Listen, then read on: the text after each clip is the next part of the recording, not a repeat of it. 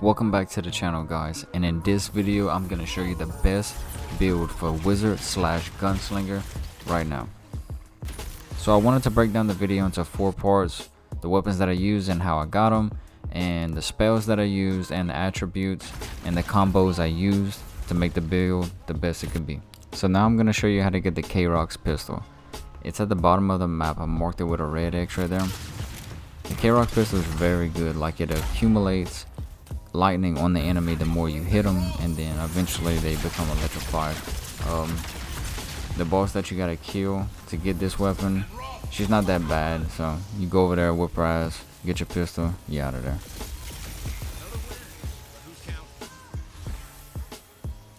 Once you got the weapon, you need to head back to your camp, then go to the enchantment station. Then you can look at the enchantments that you can apply to the weapon and the requirements it needs to do so, which is Primal Wind, Exarab Tongue, Awakened Wood, and Primal Water. I'll show you how to get all 4 of those, so don't worry. Wrath of the Storm is the one that you need to get because it has a 25% chance to cast Crackling Bolt when you use a power attack on an enemy. So right now I'm going to show you how that works. Now I wanted to demonstrate how Wrath of the Storm works. You see those little 2 spiders back there? Well, I'm going to power shot the big spider. Therefore it's going to cast Crackling Bolts and send lightning strikes to the other enemies in the nearby area. But keep in mind there's only a 25% chance that that's going to happen. If you don't have all the materials you need to enchant the weapon, you can always fast travel to Paradise, and inside the merchant district you'll find a merchant named Marilyn. She'll sell you most of the things that you need.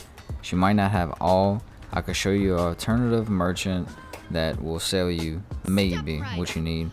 But if you don't have a Greater Gamor book, that is a key part to this build. So I would definitely recommend you get that book from her if you don't have it. You should get it through the main story of the game, but just in case, get it from her. If she didn't have all the things that you needed, you can always fast travel to Paradise Hightown and find this merchant all the way in the corner over here. He sells a variety of items, a couple unique items as well. In my case, I was short 1 Awoken Wood and he had exactly 1, so I looked up right there.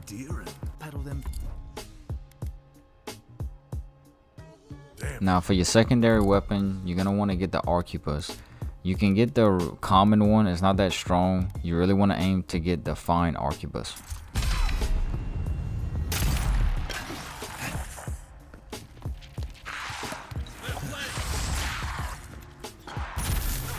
So at this point your inventory should look like this. You should have the K-Rock pistol and the Grimoire of Greater Elements, and your secondary should be the fine or the common Arquebus. Now once you got a couple points, you're going to want to go to the abilities tab, then go to fighter, put a point into charge or consistent recovery, then go to ranger and put 1 point into steady aim, which is going to slow down time when you hold in your power attack. Later on, make sure you put 1 into marksman because that's going to give you a big boost. Now for wizard, you're going to want armored veil for sure, and then grimoire mastery. That's going to allow you to unlock the 2nd row level 5 spells, and you don't have to put no points into it because as long as you have that grimoire slotted on your inventory, you already have it unlocked.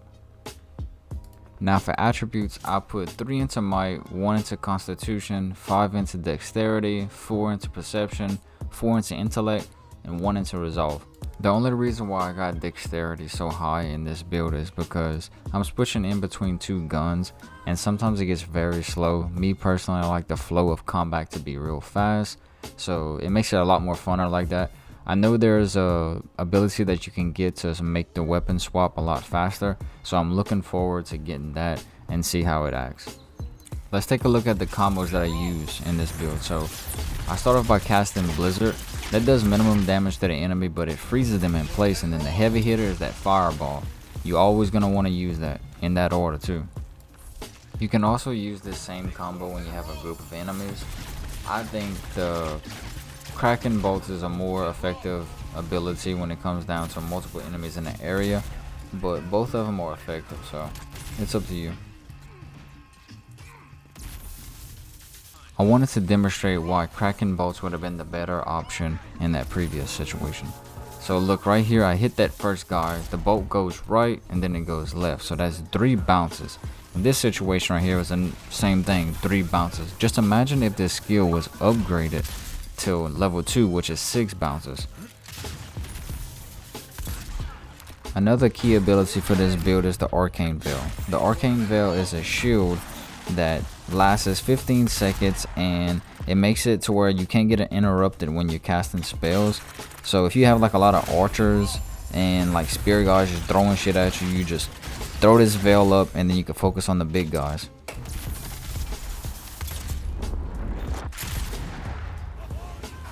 Me personally, I don't use the charged ability that much in my playthroughs. It's very great to have, you know, because you can separate from enemies and close the gaps and whatnot, but it's not something that I use that frequent.